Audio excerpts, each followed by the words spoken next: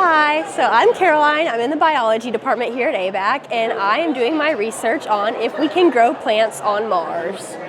So right now, we can only support short-term missions to space, and the whole goal is to be able to create a bioregenerative life support system using plants to support long-term missions in space, particularly on Mars. So the first thing we did is we had to create a Martian simulant soil called regolith, which is essentially just crushed lava rock. We crushed it up and we tested for water retention as compared to a typical garden soil. And what we found is that the regolith was able to hold significantly more water than the garden soil. So the green right here is the regolith, and this is the garden soil, and this is the amount of water retained in milliliters.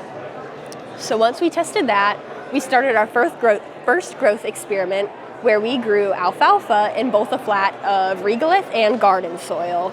And what we found was expected. The alfalfa in the garden soil grew significantly taller than that in the regolith, as seen on this graph. This is the garden soil and this is the regolith. It ran for a course of 4 weeks, and this is the height in millimeters. So once again, as expected, once the alfalfa had grown, we then pulled the alfalfa from the regolith, dried it in a dehydrator, and crushed it up to use as fertilizer for the next round of plant growth. So after that, we planted turnips in half a flat of alfalfa amended regolith and more in another half of plain regolith.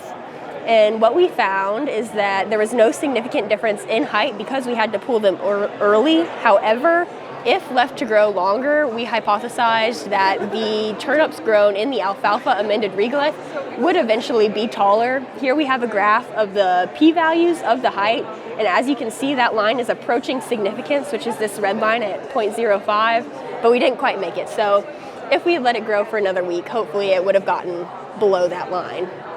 After the turnips, we did the same exact thing with beans. In addition to it, we measured the stem widths of the beans, and we found that the beans grown in alfalfa amended regolith had significantly thicker stems than those grown in the plain regolith. And that's basically it.